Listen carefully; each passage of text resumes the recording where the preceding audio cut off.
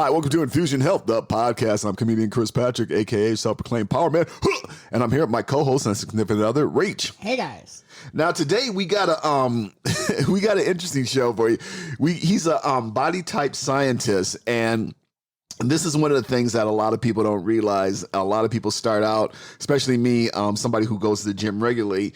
I've learned to use the mirror instead of the scale because we have this height to weight ratio that everybody tries in the hour.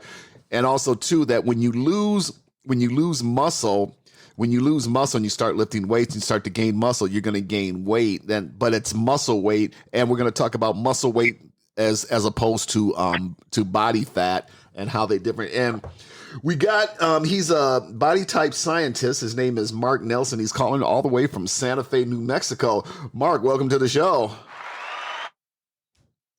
Thank you for having me. Yeah. So, you're talking about, first of all, we're talking about BMR versus BMI. What exactly is BMR and BMI? So the BMI is the body mass index, and it became the scientific standard in 1985. Okay. And there's a lot of controversy around the BMI because all the evidence right now shows that it's not very accurate for essentially the reasons that you stated in the opening, where you have individuals who have a lot of muscle on their body, and muscle that would be above and beyond the standard scientific human body anatomy book, Body Type 1, which you'll find in any scientifically approved book. That image is what, when you go to the doctor, you are compared to that image being all the muscle and muscle mass, etc., that is developed on an adult human body. Uh-huh. So when you go to the... Marc, so what you're talking about, so people can get this picture in their head, is you have the stature, okay? Height to weight ratio. Yep. And Correct. You have a 300-pound guy.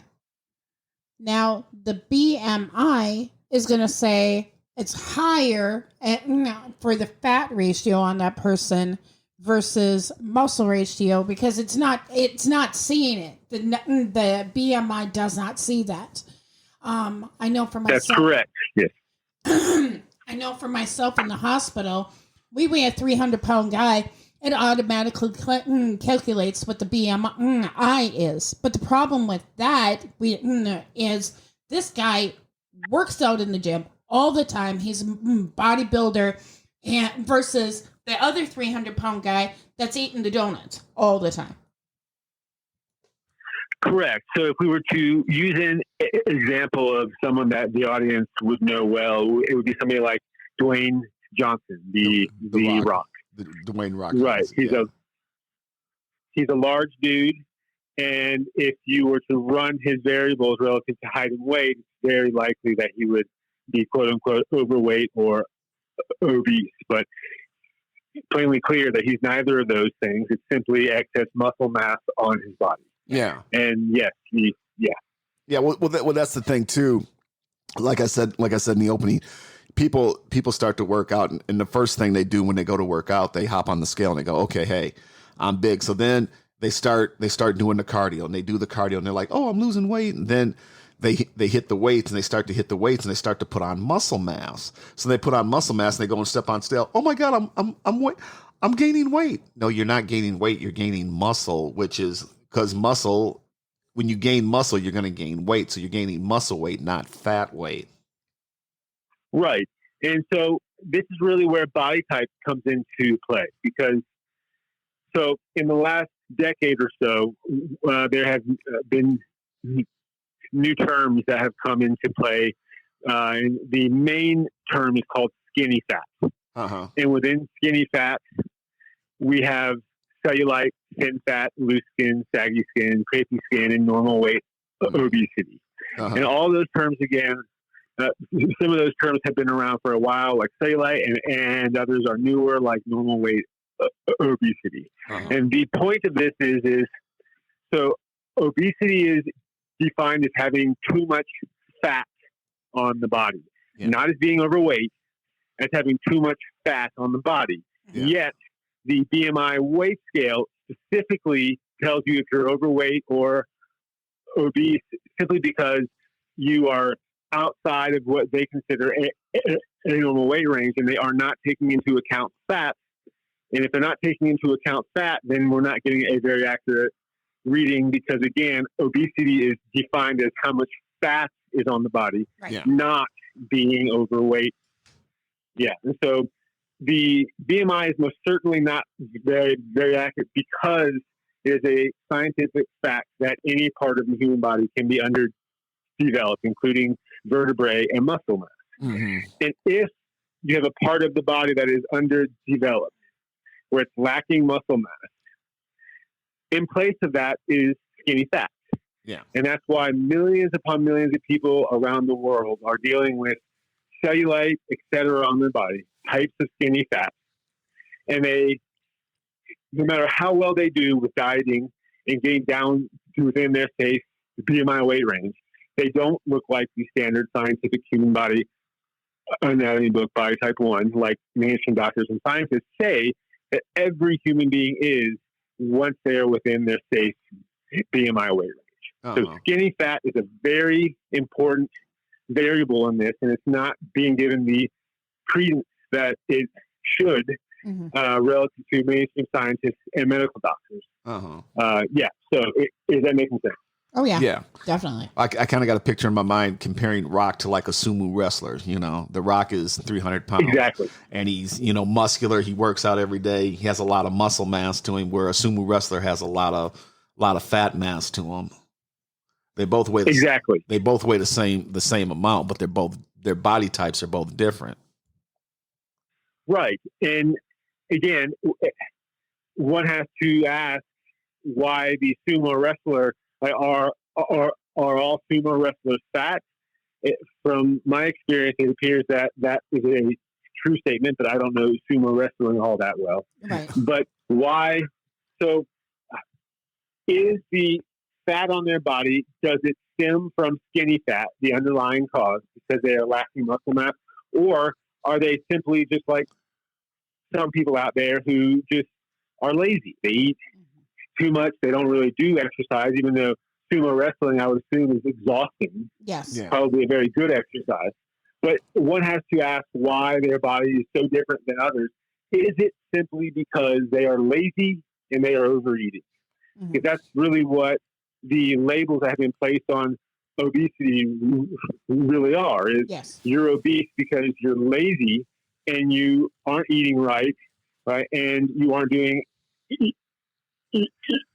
any exercise, and those are really the only reasons why someone is obese. Yet there are millions of people in the world who have done the work. They've lost the weight. They're down within their safe BMI weight range, and all they do is experience skinny fat, especially normal weight obesity and cellulite. And science and medical doctors have no explanation for that. And when you ask them, why do I have skinny fat of any sort on my body when I'm well within my safe BMI weight range, they have no reason or way to explain that. And so those are the questions that we are bringing forward, because as someone who has dealt with obesity in my own life, I have asked those exact questions, and still as I stand here, I have no response to them. Yeah, well, that's the thing, because one time I went into the doctor, like I said, I work out and all that. He said, stepped on the scale. He goes, well, you're overweight, because the height, with the height to weight ratio, your height is this much, but you weigh this much, so you got to lose some weight. I'm like, but I work out all the time. He's like, yeah, well, you're overweight. It's like, well, wait a minute. So on your body, do you have any areas where you have a tendency to put on fat more easily, where you have obvious skinny fat, or are you just a muscular dude, and when you go to the gym and you work out, you become even a more muscular dude, kind of like the Rock? Well, I do got some side, like my, the sides where, constantly trying to work on, what they call them, love handles, where little bit more fat than I like them, but I can maintain them, And has it always been that way? Have you always dealt with those side love handles, or was it something that was more noticeable as you had aged? I've always kind of dealt with them. So it sounds like you likely then have some underdeveloped muscle mass relative to at least your lumbar vertebrae and lower lumbar vertebrae. And so that's, sorry. Oh, no, that's fine. I'm looking at your image that you had sent me, and for Chris's body type, I would say body type 2 versus body type 1.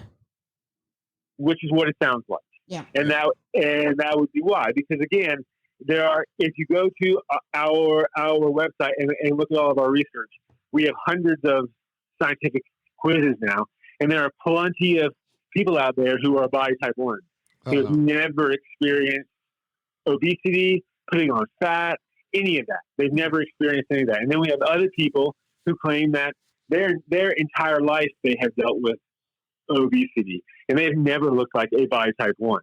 And those are important pieces of evidence because, again, any mainstream doctor or scientist is going to tell you that everyone is a body type 1. And the only reason that you're not a body type 1 is because you're eating too many calories daily above BMR and you're outside of your safe BMI weight range. Well, yeah. But as I've already said, I'm sorry, I didn't mean to cut you off. Well, no, go ahead. What I'm saying, you're right, because if you ever look at if you ever seen the book Encyclopedia of Bodybuilding by Arnold Schwarzenegger, he breaks it down in the beginning of the book is that there's 3 body types. You got endomorph, ectomorph, and some people are born this way. Some people are born, endomorph, where they're like really small. And some people are born, ectomorphs, where they're a little thicker body. That's just your frame, and you can get that. But sometimes, like with supermodels, you see some supermodels, they're very skinny, and I think it's really sad because you see some young girls who are kind of like got a bigger frame, and they're trying to be like the supermodel, and it's like you're not going to get this skinny because that's not your body type, It's right, and what's important here is the body types that you just mentioned. All of those body types are 100% unscientific. They're based on no science whatsoever. They are arbitrary, subjective shapes that were invented by a dude in the 1940s, and they just stuck around because until now there was no body type science. There was no one looking at why scientifically a body is the shape that it is until us. And we've been around since 2003. And that's what we do. We look at the body scientifically to understand why it's the certain shape that it is. And it's really logical. From a scientific point of view, if you think of the human body, it is built on the structural foundation of bones, spine, and vertebrae. And then everything is built out from there. And if you look at that structure and you look at some of the images up on our website, especially the comparing body type 1, 2, 3, and 4, you see the difference in the back spine and the vertebrae and where they're obviously lacking muscle and muscle. Well, I think, and all this is just logical. Well, I think what I'm trying to say is that when you have somebody who has a larger frame, they're born with a larger frame, and they're trying to get super skinny, like if you got a girl who's born with kind of a thick frame, and she's trying to get super skinny, like a Kate Moss or something like that, like a supermodel. What I'm trying to say is that your body type is not made for you to go. You won't be able to get that body type because you don't have that body type. Or if you have somebody, which is right, yeah, and if you have somebody who's like really skinny, a real thin person, somebody like Kareem Abdul-Jabbar back in the day when he was really skinny, and you're trying to get big, 300 pounds like The Rock, you don't have the body type to get there. You can still be muscular and all that, but if you're going to be 300 pounds like The Rock, yeah, you're not going to get there. Right, and that's really the importance of understanding body type. Why is my body? And so that's why, again, if this is really logical. So if we think about the fact that any part of the human body can be underdeveloped, and that is a scientific fact, then we look at the back and we understand that each vertebra houses a specific set of muscles, and if any of those muscles are underdeveloped in any way, which is a scientific fact that they can be, and the science is is growing on this. We're the ones building it, and it's clearly showing that there are plenty of people in the world. Right now, our data is really young, so you have to sort of take these numbers with a grain of salt, but keep in mind that we are the only body type science data in existence. Uh-huh. There is none elsewhere. Uh-huh. And so right now, our data shows that a body type 1, there's about 25%. A body type 2 is around 50. A body type 3 is around 30. If I get my numbers right, so what is that? 50, 70, and then about 15 and 10 in terms of body type 3 and 4. Mm-hmm. And so all that is important, because if you understand genetically why your body is the way that it is, it's relative to the muscle and the vertebrae. Mm-hmm. And again, that's the general logic of why that is. So is that making sense? Yeah.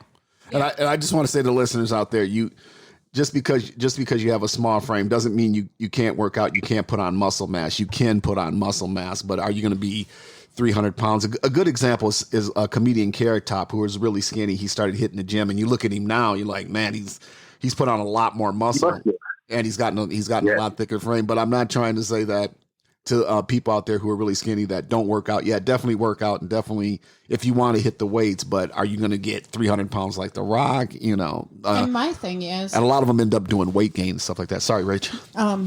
My thing is that, you're going to get this supermodel skinny type, but what are they doing to their body? Are they starving their body and all that? Number one. When the imaging comes in, are they cutting off certain parts of their body? Because I think society as a whole needs to look at the natural body and start seeing that that's beautiful. Especially when you look at it. Yes. And then, yes, we go ahead. Yep. We fully agree with that statement, which is why it's very important to, one, understand what your body type is, and then once you do, then you understand the science-based diet, exercise, and lifestyle to actually take care of your body type as well as you can relative to the muscle versus skinny fat ratio on your body, right? So that you aren't trying to achieve to the skinny Kate Mice body type if you are not that body type, and it will not be healthy for you to do that. Yeah. So there is definitely an acceptance of why your body type is the way that it is. And we're not judging it as good or bad. We're just simply saying you have a body type 2 because you have so many underdeveloped vertebrae. And in terms of your health, what this means is you should look at your diet, exercise, and lifestyle from this point of view, scientifically. And we pull all high Moz, DA, Google SERP1 links. Most of our links are that. We'll give credence to other up-and-coming research and science if we see fit. But most of our links are high Moz, DA, Google SERP1, science-based links, which means that they are the most accepted scientific links right now on the planet. Okay. And if more data and information comes forward, that's great. We are open to it. But right now, our science is very young. As human beings, we have a very young science, and we're convinced. The average person is convinced that we're the greatest beings in the universe. We know everything about everything, and there's nothing else to really learn. So let's go up and have fun on social media and not look at what's really going on in the world. And that is, we don't know much about anything. Mm-hmm. And one is our human body and understanding how to really take care of it in a healthy way. Yeah. So, So here's my question. Now, is this a myth or does it need to be busted? Because when people are like looking at people, they're like, well, you're a large bone person or you're a small bone person. Is there any truth in that? I honestly haven't looked at any data that really says one way or the other, but just within the probabilities of all that's all that's relative to bones and structure and such. I would say yes, it's likely that there is such a thing as someone who has bigger bones and someone who has smaller bones and everywhere in between. Mm-hmm. Does that really matter? I mean, obviously, if you're a larger body type, if you're the Rock compared to Peter, I'm going to butcher his last name, but the small dude, actor, Peter Dinklage, I think. Peter Dinklage. Thank you. Yes, perfect. So anyway, obviously, you're going to have one dude who has smaller bones and one dude who has larger bones. So does large bone versus small bone or any other size bone really matter in terms of health? I'm not so sure that it does, because I think it's simply relative to the body type and the size of that specific body. And then for us women, we're like, well, God, I hate my butt. It's so big. But it's not about trying to get rid of your butt. You're trying to say, this is your body image. You need to appreciate it. This is how you tone your body, right? Correct. So basically, first you have to accept what your body is, and just know that these are the scientific reasons why it is the way that it is. And it's like anything else in terms of knowledge. We don't get angry because 4 + 4 = 8. Right? That's just how it is. Mm-hmm. And it's something that you can do by either way. Really, well, that's not really true. So just accept it how it is, and then understand that there are ways to change it and make it better, but it's going to take hard work. Yeah. It's going to take a safe, healthy diet. It's going to take safe, healthy exercise in terms of cardio and likely resistance exercise. Mm-hmm. So just be aware that if you want to change your body, first you have to accept it as it is without any judgment, and then understand it, and then go out and do the hard work, and you can recreate it as you want to, the best that you can, because again, relative to the body type, if you're a body type 4, the probabilities are very low that you will ever look like a body type 1. And you're just going to have to accept that. You can do the best that you can. You go to the gym and with weights and really focus on building certain muscles. But the fact of the matter is there are some body types where it won't matter how much weightlifting you do, you will never look like a body type 1. Yeah. Now, there are other exercises that one can do, but those are kind of experimental and cutting edge right now, and I kind of like to leave those be. I'll just sort of leave a little hint there that there are other ways, but for the time being, please just understand your actual body type and figure out what the best diet and exercise is to maintain it. And then once you've done that, then you can visit our website and inquire more about ways that you can maybe even make it better. Okay, is that making sense? Yeah, and let me touch on it, because I've had a lot of friends and family going, okay, Cris, I want to start working out, and the first thing I go, where are you trying to get to? And they're like, what do you mean? I said, okay, what do you want? Okay, and then I look at them, I say, okay, we'll see your arms here. This is okay. What we're going to do is we're going to get into the gym. We're going to do some weights, resistance, and then we'll do some of that, and then we're also going to do some cardio. And basically, what we're going to do is all this extra skinny fat or fat on you, we're going to turn that into muscle, and then you take it from there. But also too, as I tell people, it's like, it's one thing to come into the gym an hour, 2 hours a day, but it's also too, what are you doing at home? What are you eating? What are you putting in your body? Because it's part exercise, part diet. So it's diet and exercise. Yes, and all I would say there is, getting rid of skinny fat is a monumental effort. Yeah. And all that there are people out in the world who have cellulite all over their body, and they work out regularly and they cannot get rid of it. Yeah. And so don't get discouraged if once you lose the weight, and you're well within safe BMI weight range, if you have cellulite or any other type of skinny fat on your body, because it's actually quite common. And if you really look at your body and you look at the standard scientific human body anatomy book body type 1, you'll see that you're missing muscle mass where there's any type of skinny fat. And that's vital, because what we want is to build muscle, because muscle is superior to fat in pretty much every way. You might be able to argue it's a better insulator of fat, but otherwise muscle is superior. And one of the main scientific reasons is because 1 pound of muscle mass burns 6 calories daily, but 1 pound of skinny fat, only burns 2 to 3 calories. Mm-hmm. So that and that directly affects your BMR, your basal metabolic rate, and which obviously directly affects your metabolism. Mm-hmm. So, so basically, just be careful in general when it comes to the skinny fat and thinking that you can get rid of it if you just do the work. A lot of it is extremely difficult to get rid of, and we are working on cutting edge and experimental ways of dealing with that. But again, right now, not really able to share anything on that other than throw that little hint out there. But yes, doing your best to lift weights and take care of that skinny fat as best as you can is usually a goal of most people. But I got a question. Isn't the skinny fat on your body, isn't that for, and I'm gonna go back.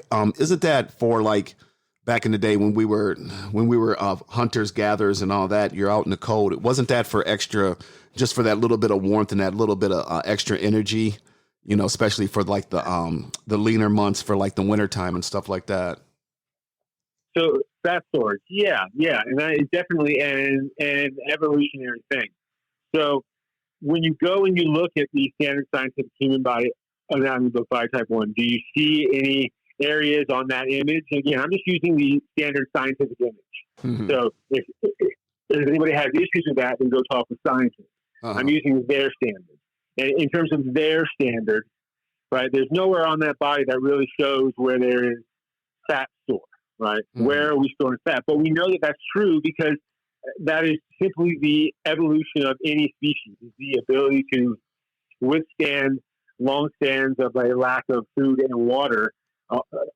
All things relative, more food than water, mm-hmm. But your body has to be able to store things, right? It's its saving system, and sometimes when times get tough, you have to be able to pull from those stores.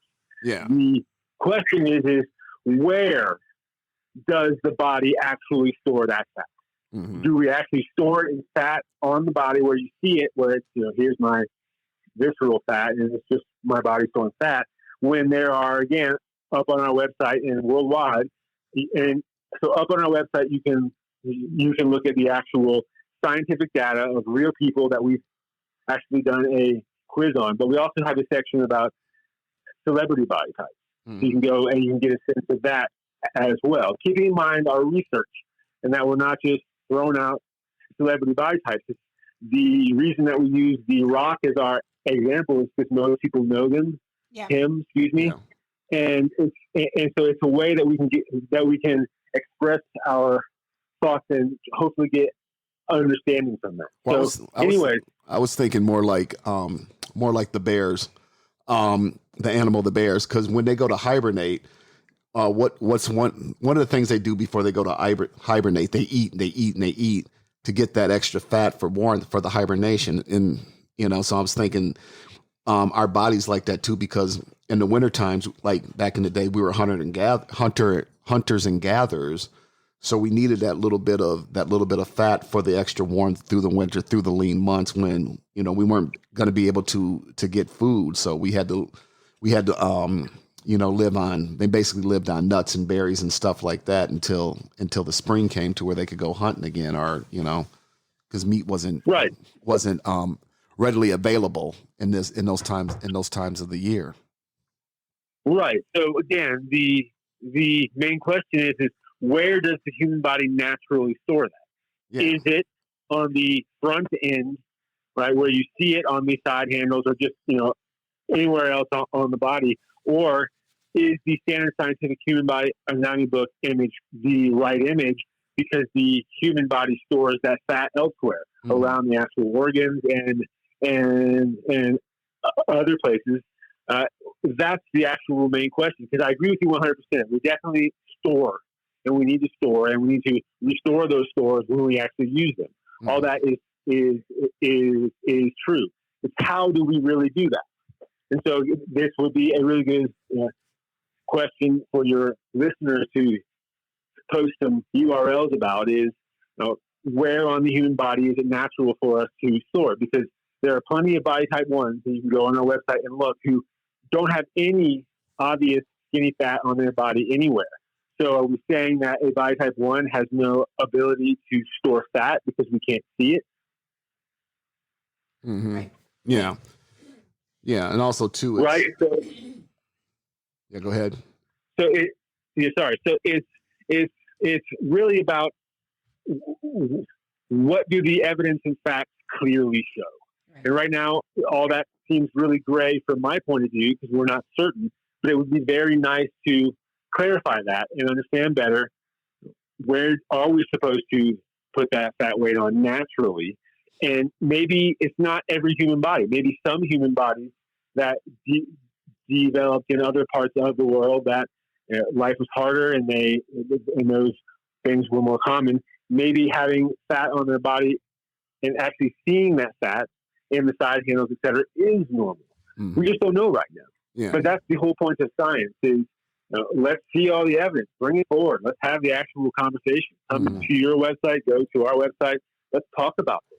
Yeah. Mm-hmm. That's really what it's about. And the only way that we can talk about it is to bring every human being, especially ones who are willing to share photos of their bodies. You don't have to show your face, right? Just let's talk about this and share it and see what the actual truth is instead of not talking about it because everyone's so sensitive about their bodies and their sensitive conversation. But then we're just left in this ignorance where we don't really know, and everyone's just making crazy assumptions and statements that probably aren't true.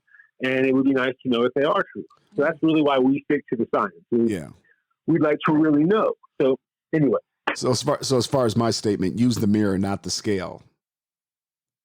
Yes. Yeah. Well, I would really use both actually, because I am a big fan of the actual data. And really, if you buy like a Renpro scale, I've got a Renpro, and it comes with an app, and you step on it, and it will run all your data. And if you have an iPhone, it all works through the health app, and you can see everything from your BMI, etc. Now on our site, and that is an important point because we have our advanced scientific weight loss diary, but we are not trying to compete with all these apps that already exist. Yeah. MyFitnessPal, Calorie King, all those work great. You can use those to actually track all your data. The point of our scientific weight loss diary is to see all of your scientific data. And you can use a pen name. None of the images have a face on it, so you can maintain your privacy and security. But the idea of the page, and there are examples up on the site that you can go look at federal1.com, but it's really about looking at the page and seeing all the data, from the metabolic data to the health score data, diet, exercise, and lifestyle. And it's all from a scientific point of view. And you can see all that data on the page. You can, if you're a fitness instructor or a dietitian, you can have your clients go up on the page, and again, they can use a pen name, and all images don't use a face, so you don't have to worry about violating HIPAA or any of that. It's just about tracking your scientific data so that you can actually see the progress. And having all the data there is holding yourself accountable. Right? You're not trying to lie to yourself about, I am doing the work, and you're really not, and I don't understand why I'm losing weight because you're not doing the work. Right? It's about holding yourself accountable and actually understanding scientifically why you have this body type. What diet is best for you? What exercise is best for you? And then using this scientific diary to track all that. And you can invite friends and family. It's all free. You can go and in terms of the discussion, you can sign up as a free subscriber, invite family and friends, invite your dietitian or your fitness person, and they can watch your progress and they can comment as you. So we are really about science and understanding your body type, diet, exercise, and lifestyle, and the current science behind that. And we don't claim that any of the science right now is grounded in concrete or it's infallible, because it's still evolving and growing. But we're significantly light years better than the social media sites that are passing around gimmicks and fads and pills and supplements, all of which don't work and they're all nonsense. and they're a short-term fix if they do work. Yeah. Their So metabolism right. will change. yeah, and so Marc, this has been an interesting conversation. I've learned a lot, and definitely I as Rachel could tell you, you can't keep me out of the gym. I don't want to. The stress level would go crazy. I mean, during the pandemic, I was doing crunches and sit-ups in the hallway. But it kept my. I bought a weight set. Yeah. No, I'm there with you. I really miss getting into the actual gym, and I've been lazy and I haven't gotten my boost shot yet. But so I really haven't been too inclined to head down to the actual gym because I don't think that we're quite through all this virus nonsense yet. But I do miss the gym greatly. It's just a great place to, if you're under high stress, if you are feeling stressed in your life, go and work out. And too many people, and look, as somebody who was born in a body type 4, I get that that's not a very fair statement if you're born in a body type 3 or 4. Mm-hmm. Because you have so much skinny fat on your body and so little muscle mass that you just don't have the energy and the motivation as a body type 2 or any body type 1.